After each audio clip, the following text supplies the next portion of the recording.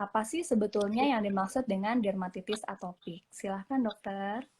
Dermatitis atopi ini merupakan memang salah satu bidangnya dokter spesialis kulit ya, di mana terjadi dermatitis, yaitu peradangan pada kulit. Nah, peradangan pada kulit itu banyak sebabnya. Nah, untuk yang atopi ini adalah yang namanya pada anak-anak, pada bayi, anak, ataupun juga bisa juga pada orang dewasa yang memang memiliki atopi. Atopi itu artinya bibit atau genetik untuk punya alergi gitu ya. Nah, jadi pada atopi ini memang penyebabnya adalah faktor genetik ya, di mana kulitnya tidak mampu membentuk, tidak mampu memproduksi pelembab dengan baik atau sempurna seperti orang normal. Nah, sedangkan pelembab pada kulit itu sangat penting sebagai barier atau pertahanan kulit. Jadi gangguan genetik, gangguan barier kulit, dan juga pada dermatitis atopi ini terjadi respon imun yang meningkat. Makanya dibilang sensitif kulitnya, gitu ya. Gampang merah, gampang gatal, gampang koreng, ya. Nah, kemudian digaruk, mudah infeksi. Nah, kira-kira itu merupakan gambaran dari istilah dermatitis. Nah, gambarannya mudah dimengerti, yaitu biasanya pasiennya suka bilang, gampang ini nih dok, gampang koreng, digigit nyamuk kok langsung merah-merah, bentol, nimbul, hitam, ya. Jadi gambarannya bisa beruntus, bisa lecet-lecet, bisa basah-basah, gitu ya kulitnya. Eksim basah bukan sih dok, gitu kan? Kan kalau pasien suka, ini eksim kering apa eksim basah dok, gitu kan? Nah, karena gatal digaruk bisa jadi basah, gitu kan? Kemudian bisa juga sudah sembuh bekasnya hitam-hitam, jadi datangnya dengan hitam-hitam, nggak lagi basah. Nah, itu juga sebenarnya merupakan bagian dari dermatitis atopi ini, kira-kira gitu dok. Jadi kalau misalnya orang tuanya nih ada alergi gitu ya dok ya, misalnya ada bawaan nih, apa sih yang bisa dilakukan moms and dad untuk mencegah misalnya ada dermatitis atopik yang parah mungkin pada bayi dan anaknya, mungkin dari sebelum kelahiran sampai baru lahir gitu, mungkin ada tipsnya nggak dok, seperti apa? Oke, jadi memang dermatitis atopi ini dia diturunkan ya. Jadi misalnya, jadi pokoknya kalau selama masih ada silsilah hubungan darah, dia bisa diturunkan dong. Bisa misalnya yang paling dekat orang tua ke anaknya, atau kakek nenek ke cucunya, atau kadang-kadang nggak tahu lagi di atasnya itu ada sebetulnya kan. Kita paling jauh-jauh ya kakek nenek ya, atau kakek buyut gitu paling jauh gitu ya. Nah, tetapi bisa aja. Nah, jadi memang resiko akan lebih besar kalau punya genetik turunan dok. Tetapi ada juga yang tidak punya genetik turunan juga bisa dok, sebesar kurang lebih 25% untuk mengalami dermatitis atopi ini. Jadi secara alami dia bisa diturunkan lah ya.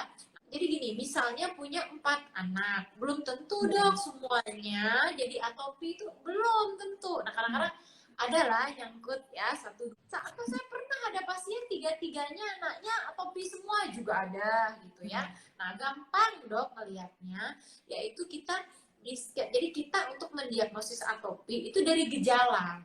Nah, dari gejala. Jadi kita nggak usah juga takut misalnya, oh nanti saya nih punya bibit alergi, nanti anak saya lahir nih pasti alergi. Nggak usah begitu juga. Kita hadapi pas udah kejadiannya aja dok. Nah, jadi misalnya pas udah lahir nih, kita lihat. Nah, kita akan berbicara mengenai tanda-tanda dermatitis atopi pada bayi ya. Nah, kalau pada bayi, contohnya nih, pipinya merah-merah, katanya kena air susu ibu. Nah, itu kan ada kena susu, kena ASI nih. Nah, itu tuh atopi sebetulnya. Atau kulitnya tuh bersisik dok. Jadi pada bayi itu bersisik-sisik, kok Baik. ada agak-agak merah. Nah biasanya itu ada pencetusnya dok, yaitu biasanya ibu-ibu Indonesia ini sering menggunakan salah satunya mungkin sumber bahan iritan yang pada Baik. anak-anak dengan dermatitis atau DA, kita singkat ya, yang pada anak dengan DA ini akan menimbulkan keluhan kering, beruntus gitu dok. Nanti anaknya rada-rada Betul. rewel lah, dok kan bayi nggak bisa ngomong Iya, gitu ya. betul. Seperti misalnya penggunaan minyak kayu putih, minyak telon, wangi-wangian gitu ya, Iya. dikasih ke bayi. Nah, itu nanti bisa muncul tuh, Dok. Nah, itu tanda-tandanya gitu ya. Nah, kemudian Baik. pada anak yang lebih besar gitu ya. Nah, dia bisa muncul dilipat sikunya. Jadi pas datang di sininya kok kerak, agak tebal, agak hitam ya, Oke, dilipat baik. lututnya bisa, atau di badannya tadi, karena kan jangankan dari bayi agak-agak gede aja anaknya itu sering dioles-olesin habis mandi apa gitu ya. Terus ditambah lagi kan iklim Indonesia nih tropis ya, Baik. anak-anak mainnya di luar musim panas berkeringat, kemudian tidak ganti baju, higiennya kurang, itu dia suka jadi gampang muncul dok. Nah itu Oke. tanda-tandanya gitu ya. Jadi Oke. kurang lebih itu. Atau yang lain lagi misalnya, dok anak ini kalau misalnya kegigit nyamuk sedikit kok udah langsung lecet-lecet, langsung hitam.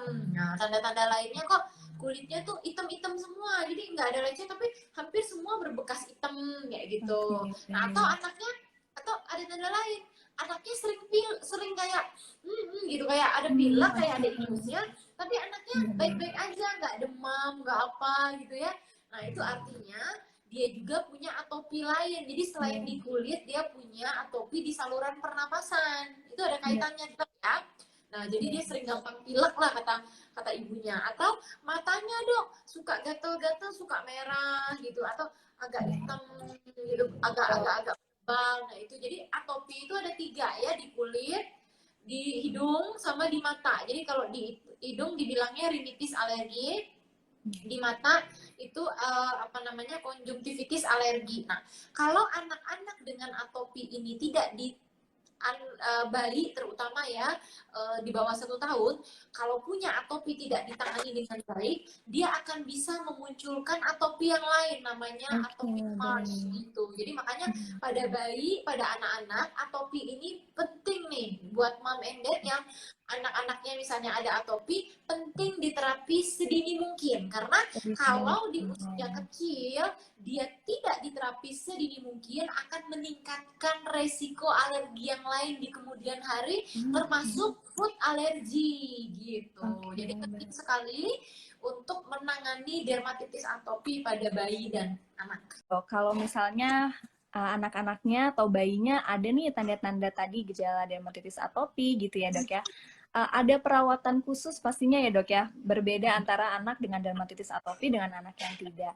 Nah itu perawatannya seperti apa sih dok? Misalnya mandinya atau penggunaan pelembabnya seperti apa dokter? Silakan Betul. dok. Nah jadi gini, kalau misalnya anaknya memang punya bibit atopi atau memang sudah menderita dermatitis atopi, prinsipnya adalah, kan tadi yang seperti saya katakan, kalau pada anak dengan dermatitis atopi itu ada ketidaksempurnaan dalam pembentukan pelembab kulit. Nah, jadi prinsipnya jangan bikin kulit tambah kering.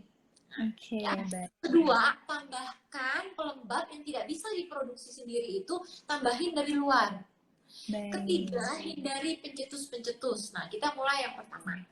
Jangan melakukan tindakan-tindakan atau mengoleskan bahan-bahan yang nantinya akan membuat kulit jadi kering. Jadi dia sudah kering, jangan dibikin tambah kering lagi. Nah, Kering, tindakan iya. apa aja? Pertama, kita mulai dari yang sederhana. Mandinya, ya.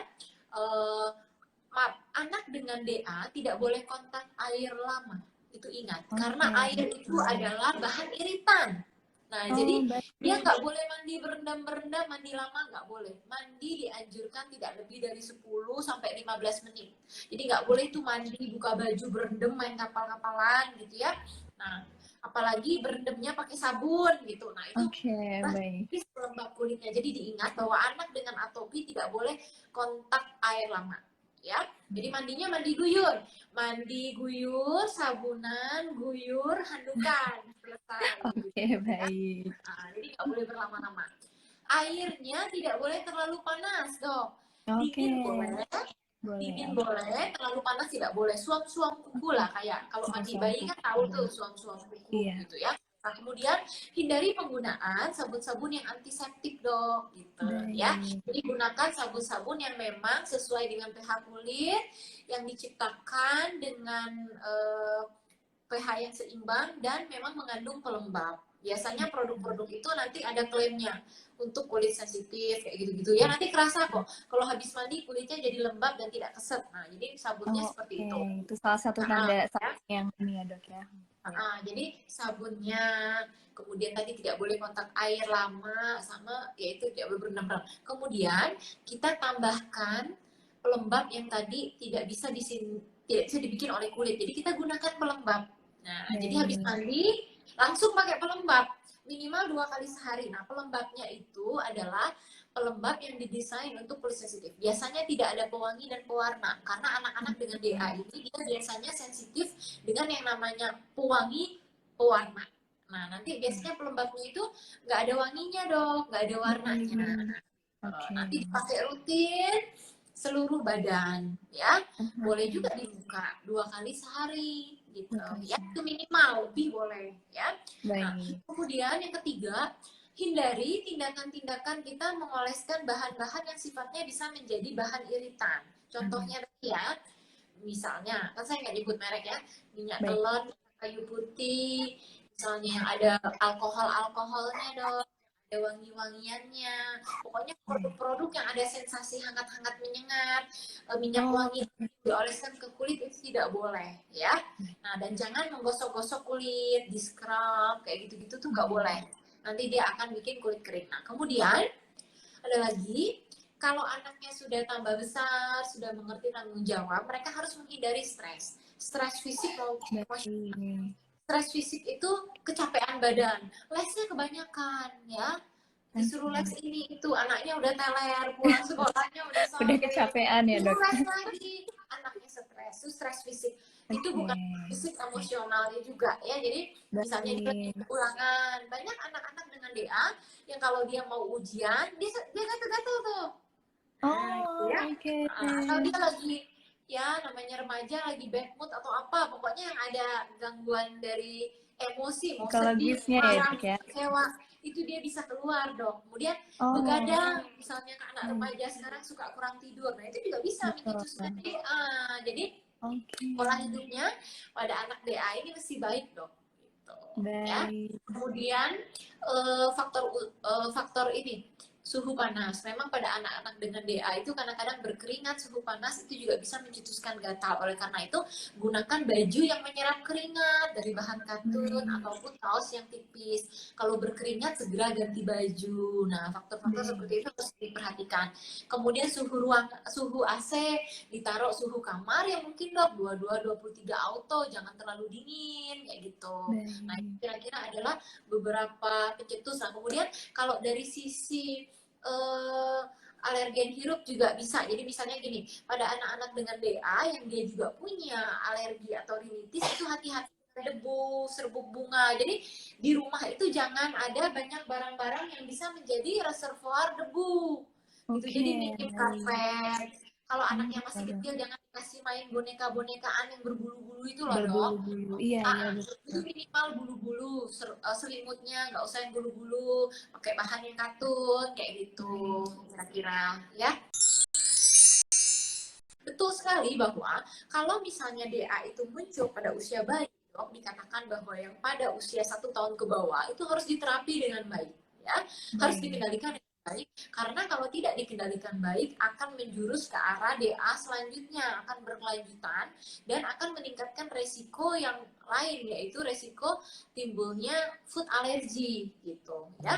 Dan memang semakin meningkatnya umur, sistem imunnya akan lebih matang, jadi sebetulnya resikonya akan lebih maksudnya mungkin akan lebih berkurang karena sistem imunnya lebih matang, tetapi tetap bisa muncul kembali, Dok, karena sekali DA forever tetap DA, Dok, jadi tetap ada bibitnya. Nah, muncul atau tidaknya, ingat lagi, tergantung pencetus yang tadi sudah kita sebut-sebut tadi. Jadi kadang-kadang orang tua suka tanya, Dok, jadi ini sudah tidak bisa sembuh total ya dok. Nah saya akan mengatakan bahwa kita tidak bisa janji kalau tidak akan pernah muncul kembali, itu tidak bisa. Tetap bisa muncul kembali karena memang kita belum bisa ganti kulit, saya bilang gitu Betul. kan. Bisa Betul. kan? Gitu. Jadi tetap ada resiko untuk kumat. Nah, kumat atau tidaknya tergantung dari pengelolaan tadi, dok. Ada red flag-nya nggak dok? Tanda-tanda yang membuat harus nih segera konsultasi ke ahlinya, ke dokter. Nah itu kapan? Gejala-gejala seperti apa yang harusnya Moms and Dad segera konsultasi gitu dok? Ya. Yang pertama, tentu kalau kelainan kulitnya itu luas, dok. Ya. Baik. Nah, kenapa? Karena nanti akan ada keluhan subjektif dan objektif. Subjektifnya itu anaknya gatel, nggak konsen, dok. Baik. Nggak pede kalau udah besar, dok. Apalagi anak perempuan. Betul. Ya. Nah, itu. Jadi Betul. dia menurunkan kualitas hidup loh, dok, DA ini. Ya. Baik. Coba, dok, maaf ya, siapa yang tahan kalau gatel? Nggak tahan, dok. Betul. Apalagi kalau Betul. DA-nya luas. Gatel Baik, itu betul. ampun-ampun, dok. Bikin nggak konsen. Jadi menurunkan Betul. kualitas hidup tuh, dok. Ya. Jadi kalau udah bergejala gatal, apalagi sampai perih-perih, dok. Ya. Nanti kalau udah lecet digaruk, dia akan ke arah perih, dok. Jadi sensasi gatalnya berubah menjadi perih. Belum lagi kalau dia infeksi, gitu. Ya. Nah, Baik. kemudian kalau udah dicoba diobati tidak membaik, gitu ya. Nah, kemudian sampai timbul infeksi tadi juga gitu ya. Nah itu harus segera ke dokter kulit. Kenapa? Karena ini tuh pengobatan DA ini yang penting itu yang pertama Baik. edukasinya, dokter. Jadi Baik. dokter kulit yang mungkin seperti Mam Enden yang dari tadi bertahan untuk mendengarkan, edukasinya kira-kira seperti ini, dok. Jadi kalau untuk saya pasien DA itu bisa di saya itu paling cepat 20 Paling menit, cepat. dok. Karena harus kita Oh, didik dia. Harus betul. kita tampil sampai paham sekali gitu ya. Jadi Catatannya pertama, banyak ya dok ya. ya edukasi, mengerti dulu, oh anak saya sakit ini. Nah, terus Baik. bagaimana cara pencegahannya, mengelolanya. Lalu kalau sudah muncul bagaimana penanganannya gitu kan. Nah, kayak Betul. gitu. Jadi penjelasan itu sangat penting. Jadi segera memang harus pergi ke dokter kulit gitu loh, dok. Nah, Betul. kecuali kalau misalnya nanti orang tua sudah memanajemen sebaik mungkin dia tetap kumat, nanti dia akan ke dokter. Nah, ke dokter kalau sudah lagi memang berat, pencetusnya mungkin sedang sulit kita eliminasi. Contohnya misalnya sudah keburu stres, sudah kumat, ya.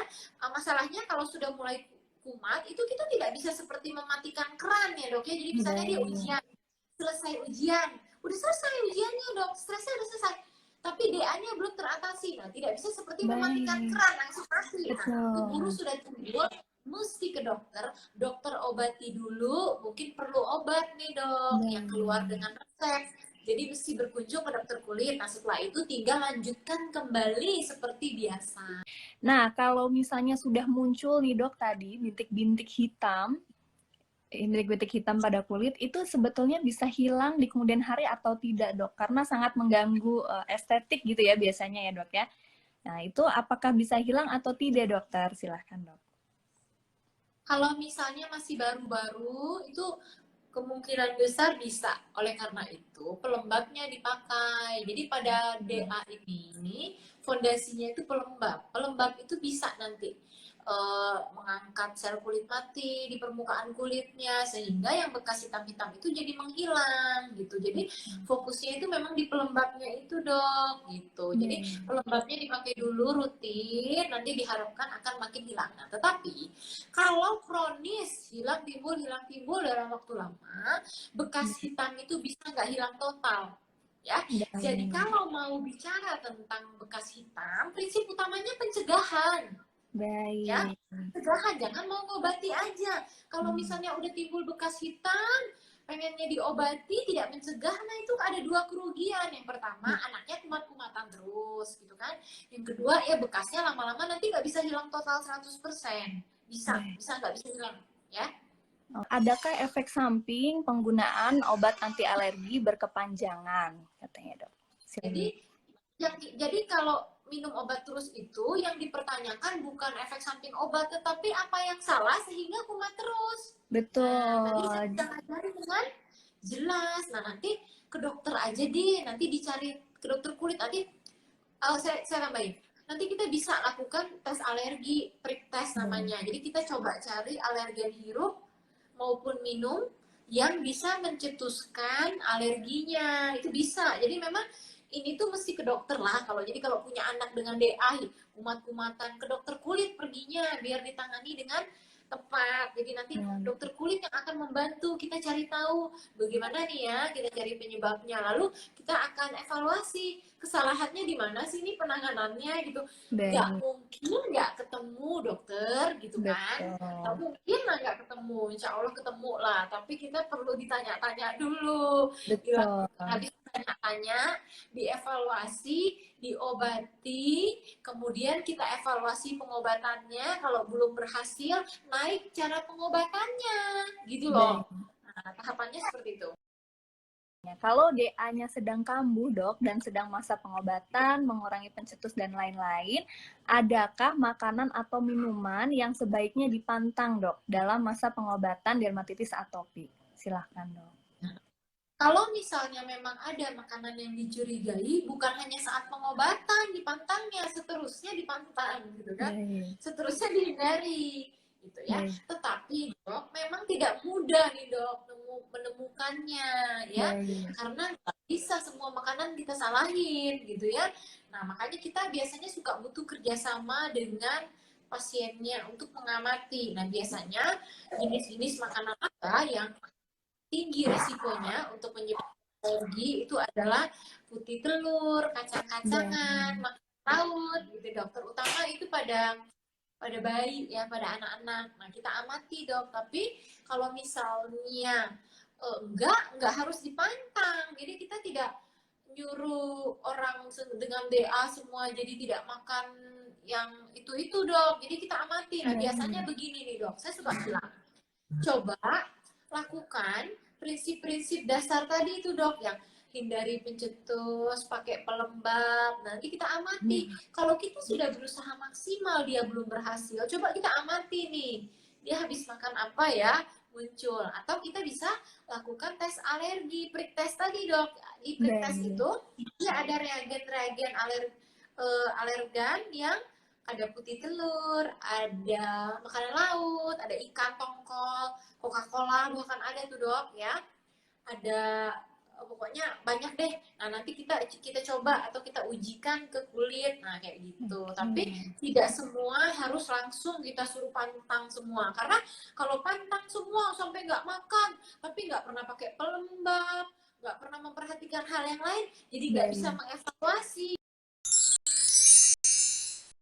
Nah, jadi gini, kalau anak DA lagi kumat, ya benar nggak boleh berenang. Nanti Baik. tambah parah. Ya, jadi kalau kulitnya sedang kumat, obati dulu. Nah, nanti setelah itu perkuat kulitnya. Dia boleh berenang, dok. Jadi jangan sampai juga anak DA ini Nggak juga boleh nggak sama sekali ngapa-ngapain. gitu ya, Dok. Betul. Betul. Tapi dia boleh berenang dalam kondisi kulit yang sedang baik-baik saja, Betul. dan berenangnya nggak boleh selama, maksudnya nggak boleh lama lah, yang kayak main air lama gitu seperti orang normal. Betul dong. Jadi saran Betul. saya dikurangi jadinya waktunya. Nah, habis Baik. berenang bawa sabun sendiri, Baik. langsung pakai pelembab mandi gitu loh dong. Jadi memang Baik. boleh. Jadi kita nggak bilang kalau anak dengan DA itu sama sekali nggak boleh berenang, boleh dong. Tapi memang mungkin tidak bisa selama dan sebebas orang-orang yang tidak punya DA. Apakah benar, Dok, minyak kelapa dapat digunakan sebagai pelembab? Nah, silahkan, dokter. Sebetulnya dok, boleh saja ya, Baik. tetapi biasanya tuh kenyamanan dok, ya, kan Baik. lengket kayak gitu. Jadi Betul. kadang-kadang yang bikin berhasil tidaknya itu juga faktor kenyamanan dok. Jadi biasanya tuh Baik. pasien-pasien itu, apalagi yang sudah bisa ngeluh, yang udah dewasa, itu nggak Baik. suka dok kalau pelembabnya terlalu oklusif, ya lengket, Oke. itu panas dok, gerah. Oke. Baik. Iya, Dok. Pakai pelembab Iya. sebadan dong. Itu saya Baik. kalau pakai pelembab nih bisa malamnya rada nggak selimutan dok. Karena gerah ya, Dok ya? Nah, Iya. makanya kan suka bilang gini nih, Bu, nggak usah pakai minyak kayu putih misalnya, pakai pelembab Bu. Nah, nanti anak saya nggak anget dok. Nah, coba aja pakai Oh, pelembab itu hangat dong. itu Nanti padahal jadi hangat ya dok ya, baik. betul. Nah, jadi kenyamanan itu berpengaruh. Tetapi ya kalau misalnya anaknya nggak ada keluhan, bisa, mau, nggak apa-apa, boleh. Oke. Atau misalnya, tapi misalnya setelah dioleskan, malah jadi timbul gejala, jadi beruntus, jadi merah, kayak gitu ya di stop ya dok ya, gitu. Itu Oke. aja sih sebenarnya boleh-boleh aja. Tapi kalau ada timbul gejala, ya ganti aja ke ya, bentuk yang lain, kayak gitu. Boleh. Kalau anaknya udah usia 7 tahun, masih boleh nggak sih dok pakai pelembab baby yang harganya lebih affordable katanya dok? Selama tidak ada keluhan dan memang membaik, nggak apa-apa. Karena ada juga gini dok, ya dia pakai, jadi saya pakai pelembab terus dok ini, tapi belum membantu. Ya mungkin. Gitu. Jadi gini dok, efektivitas pelembab itu juga ditentukan oleh pertama bahan aktifnya, Baik. kedua vehikulum atau pembawanya, ketiga formulanya dok. Gitu. Jadi Baik. ada yang sudah rutin tapi mungkin eh, kurang efektif, jadi sehingga mungkin harus pakai pelembab yang lebih baik lagi, itu bisa. Tapi nggak apa-apa, tetap boleh dicoba dong, daripada tidak pakai sama Sama sekali. Tapi kalau sekali dok. sudah pakai rutin tapi misalnya masih kering, biasanya saya sebagai dokter, kalau pasiennya mampu, kita bisa naik lagi ke tingkat yang mungkin kualitas atau efektivitasnya lebih baik. Ya, kalau anak dermatitis atopik, apakah boleh menggunakan hair lotion? Sebetulnya boleh-boleh aja pakai ya. Nah, asal tidak ada keluhan.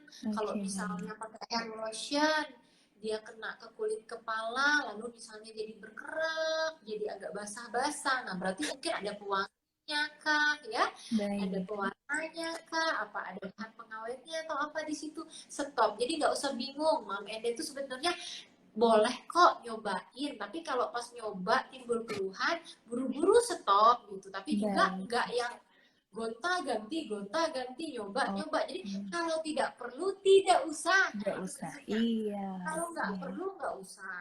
Kalau memang perlu boleh coba. Kalau berkeluhan atau stop. Yang pertama untuk mom and dad semua memang harus menguasai tentang dermatitis atopi. Lalu kadang-kadang yang ngajak berobat bapak ibunya, yang ngurus pembantunya. Oke. Nah, itu kan Betul. harus disampaikan ya dok ya. Betul. Nah, harus disampaikan ke yang ngurus dok, karena yang ngurus ini nanti yang penting kan ibu bapaknya kerja gitu ya. Jadi nanti Baik. kadang-kadang tercapai target atau tidaknya itu loh gitu ya. Nah, yang kedua, memang pengelolaan ini sangat penting ya. Jadi jangan kita hanya mau mengobati saja, tapi kita harus cari di mana sih penyebabnya. Kemudian yang ketiga, memang sering yang bikin kurang berhasil itu dok, salah satunya itu penggunaan pelembabnya dok, karena memang Baik. pelembab untuk kulit sensitif ini harganya itu lebih mahal sih dok memang, dan dia Betul. harus digunakan rutin, sehingga kayaknya itu agak menjadi beban buat orang tua. Saya juga Betul. ya risiko sih ya. Nah, jadi penggunaan pelembabnya yang tidak kontinu, kemudian pengelolaan atau penjagaan kulit anaknya, sehingga ya itu dok, jadi DA-nya tuh kumat-kumat. Nah, kemudian kadang-kadang orang tua tuh sering kalau udah kita kasih tahu tapi agak denial tuh, sering tuh Betul. dok, masih mengharapkan bisa sembuh total nggak sih ini gitu. Nah, Ya, masih betul. nanya-nanya berulang gitu. Nah, itu. Jadi memang kita sebagai orang tua harus menerima dulu kondisi sakit kulit anak kita, itu harus paham dulu.